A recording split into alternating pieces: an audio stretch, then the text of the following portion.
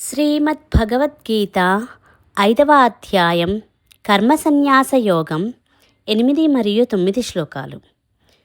నైవ కించిత్ కరోమీతి యుక్తో మన్యేత తత్వవేత్ పశ్యన్ శృణ్వన్ స్పృశన్ జిఘ్రన్ అశ్నన్ గచ్చన్ స్వపన్ శ్వసన్ ప్రలపన్ విసృజన్ గృహ్ణన్ ఉన్మిషన్ నిమిషన్నపి ఇంద్రియాణేంద్రియార్థేషు వర్తంత ఇతి ధారయన్.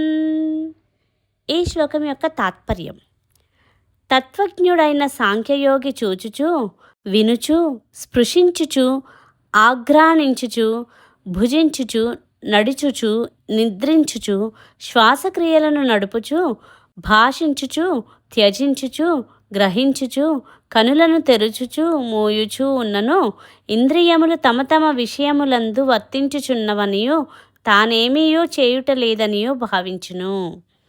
ఈ శ్లోకం యొక్క వివరణ. ఇప్పుడు జ్ఞాని జీవన విధానం గురించి వివరిస్తున్నాడు.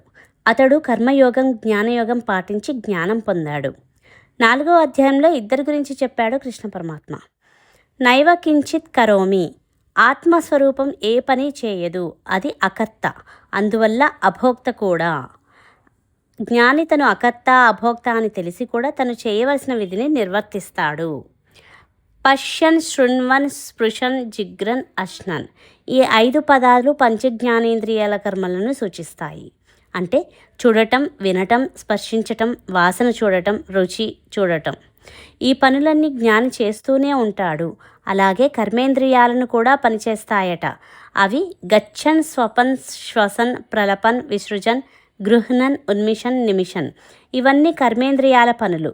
గచ్చన్ అంటే నడుస్తాడు, స్వపన్ నిద్రిస్తాడు, ప్రలపన్ మాట్లాడుతాడు, విసృజన్ విసర్జన క్రియ చేస్తాడు, గృహ్ణన్ తీసుకుంటాడు, శ్వసన్ శ్వాసక్రియలు జరుపుతాడు, ఉన్మిషన్, నిమిషన్ కళ్ళు తెరుస్తాడు, మూస్తాడు.